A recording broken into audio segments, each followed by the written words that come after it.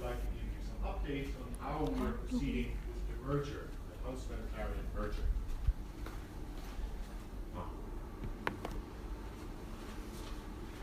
So you can see from the results, it's been a very good half year. All our business units, our big business units, have been growing, some of them very, very substantially, in Greater China and also in mainland China itself. So I think we can be very proud of a very good half-year performance in 2017. We've grown more than 15%. I think one of the highest growth rates we've had for quite some years now. Also globally, we've had a very good first half of the year, driven very much by Europe, a region that has not been growing so strongly in past years, but 8% growth this year. And of course driven also by Asia and especially China. So it looks good, right? So the first half looks quite good. What I would like to do now is share with you some of the slides that our CFO, Patrick Jany, shared with us from the GMT to give you a little bit of a more differentiated view of our performance and also some concerns that we need to address in the second half of the year. When we started out, this slide is the wrong one. So we can have a little cuts in between, right? Okay, right? Actually, I wanted to skip this one here. Yeah. Okay, I continue. At the beginning of the year, we set ourselves 3 very clear targets. We wanted to grow our sales, we wanted to increase our EBITDA, and third, we really wanted to increase our cash flow. You may remember last year we had a very good growth in our cash, and it was the first time we could pay our dividends from our own cash flow. So how did we do this year? Sales, as I mentioned already, we did well. Growth above 8% globally, so I think well done. EBITDA, we also grew. We went from an EBITDA margin of 15.3% to 15.4%, so in the right direction. However, it's the cash. We're failing this, so far this year to really move forward on our cash generation. So with sales, with EBITDA, we're not able to transfer that into cash. So cash, and Patrick Jany mentioned that a number of times, is a concern on how we're moving forward. And there's really 2 reasons why we're not able to get the cash that we should get from our business. One is inventory management. You remember last year we put a lot of focus on managing our inventories throughout the year, not just at the end of the year. And actually last year we did very well. We are very close to the target of what we wanted to achieve in terms of inventory management. This year the picture looks different. You can see from the chart we've continuously increased our inventory throughout the year, and mid-year we had I'll start again this slide.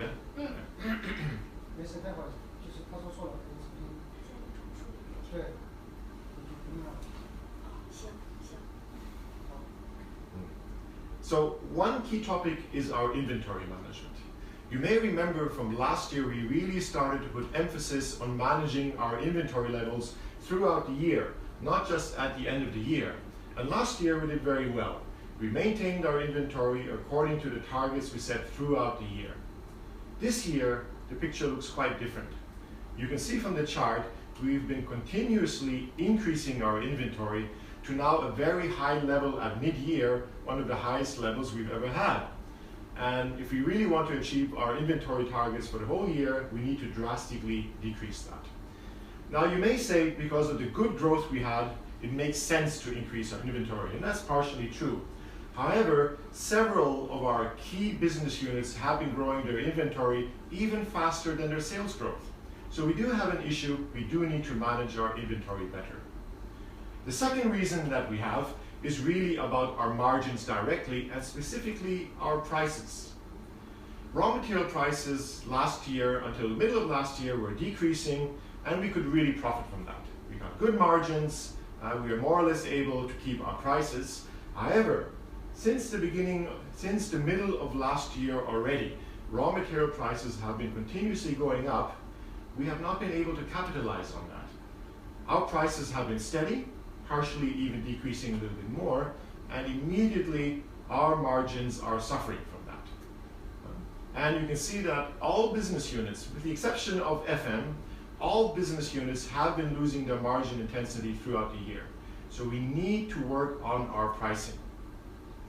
So Patrick summarized in 3 parts how our performance is doing. For sure, we have been doing well, we are having very good sales, our cost management continues to be very good. So I think this is very well done. But the weaknesses, as I described to you, is really on the 2 parts. Managing our prices, really getting good price management in line with raw material changes in the market. And then, of course, our net working capital management and especially inventory. So for the rest of the year, this is the real focus that our CFO and, of course, all of us need to have moving forward so we can make sure we can also finish the whole year with very good results. So I'd like to move on to our second topic, is an update from the GMT. Now what I talked to you about from Patrick Jani, of course, was from the GMT. We also have other topics, and we had a very key topic that we wanted to focus on is growth. How to build a growth culture in Clariant, and this is something driven by our EC member Britta Fünfstück.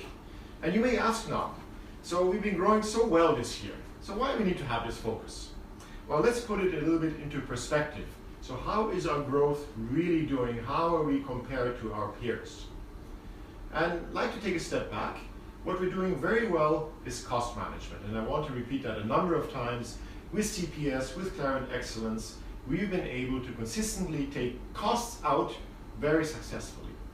But our growth, you think it's very good and it's been improving, but consistently from 2012, 13, 14, 15, 16, our growth has been below GDP. And you know, we want to grow at least at GDP, and actually we want to grow more than GDP. But every year we miss that, we are growing below GDP. And how are we doing comparing to our peers? We took some of our key peers here. These are Q1 results since we don't have all of them until first half. And look how we're doing. You can see that compared to almost all our peers, our growth is actually much below. We've been growing in the first quarter about 6%, and you see with very few exceptions, all our peers are outgrowing us. Now you may say, well, they must be sacrificing margins, they must be sacrificing prices, but if you look at the picture, it's also not true. Most of our peers have been able to grow and grow their margins. This is something we still struggle at. So do you think now, is it possible to change? Can we really build this kind of a growth culture, a healthy growth culture? Well, the message is why not? We did it before. We were successful at implementing a cultural change, a mindset change before. Look at our performance in CPS. Again, look at how successful we have been in taking costs out of our system. A lot of it comes from CPS, consistently every year, building on. Okay, you go back one more time.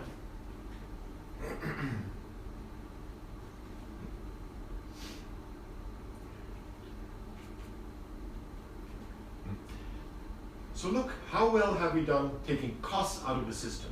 And especially with Clariant Excellence and especially with CPS. Every year consistently we are taking millions of costs out, and we do it successfully. So why are we doing that so well? Well, let's go back a little bit in time. In 2009, our company was really struggling, was really in survival mode. So we had a very shared context of what we needed to achieve and wanted to achieve in this company. We had a very clear and ambitious goal, survive and start growing again. It was very much a top-down leadership topic at the beginning, moving then on to bringing experts on board, helping us to move, coach, guide our whole organization. And we've done well. Today, Clariant Excellence, CPS is really ingrained in our culture. It's part of our DNS. So why can't we do the same? So also to instill a growth culture. Let's have a shared context. All of us want to grow. All of us want to add value. All of us want to outgrow competition finally. We want to be number one, number two. We don't want to be average or below average. And it's again, it will start top down. All our GMT members will be working on initiatives to start building this growth culture in our company. We will bring experts on to help us, guide us, coach us, and I'm sure also here, as we have done before, we'll be able to really build and instill a growth culture in our company. Finally, I'd just like to share with you some of the wrap-up comments that our CEO, Harry-Olof Kottmann, shared with us. And he was mainly focusing on the 2 points. One is the growth part, that we need to grow, we need to get this growth culture, and of course he shared his thoughts on our upcoming merger.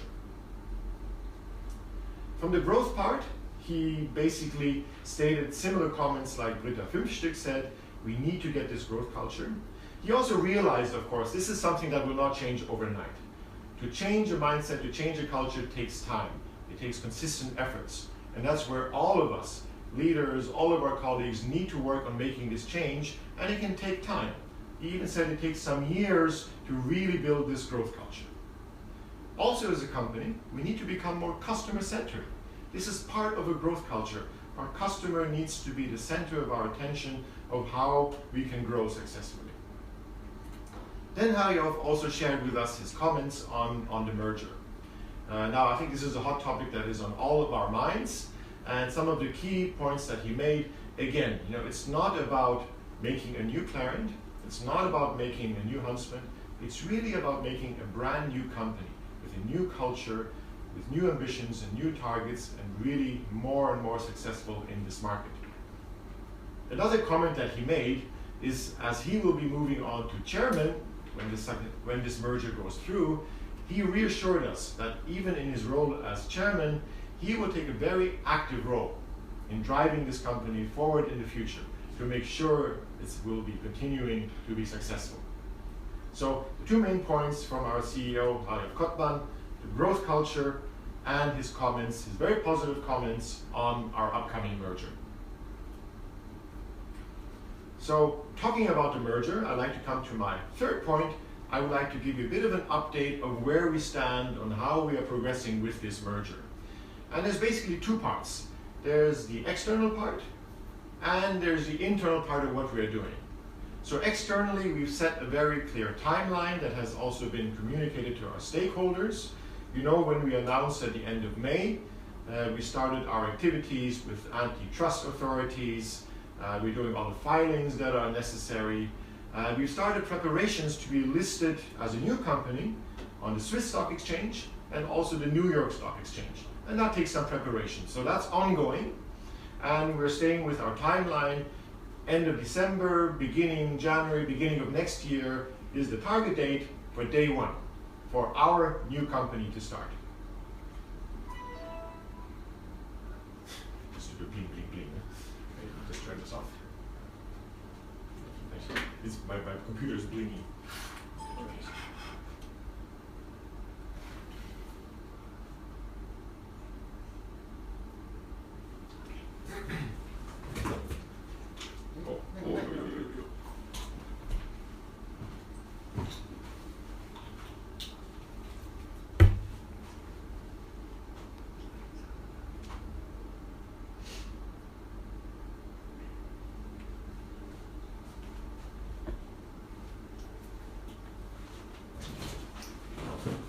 要从这样教啊。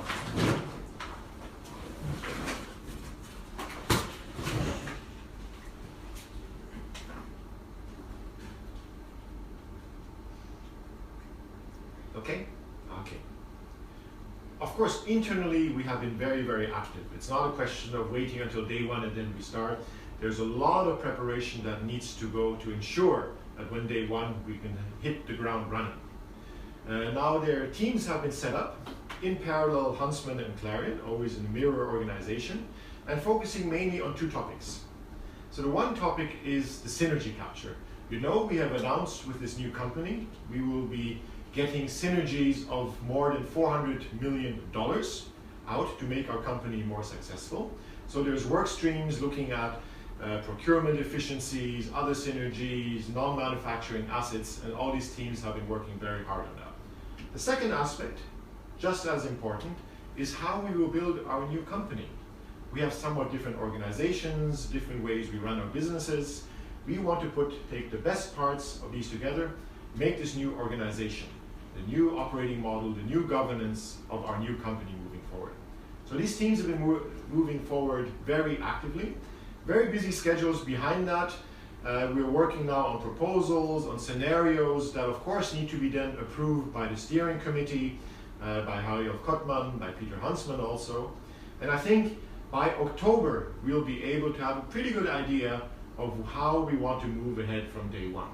And I hope I can share more details with you by then. So very ambitious timeline also internally. And the merger, I think, is very much on track. A lot of work streams have been installed, a lot of people working on it. What I could see from my experience, very good atmosphere with the Huntsman colleagues, a lot of trust, a lot of goodwill, and this real desire to make a great company moving forward. So dear colleagues, I invite you to really go along on this journey with us. It's a positive thing. Many opportunities will come for us, and I thank you very much for your attention. OK 吗？第二个，先有两个问题，然后第一个就是专业期出来了，是偶尔会有，偶尔会没有。没关系，没关系。这个没事，其他的这个你说的领子这个是。It doesn't need to be too overly scripted. 我让你看一眼，从那个一开始它这边不是那个看着。他是那个胶的那个，放大看，放大不了，这个应该里边都已经是胶了。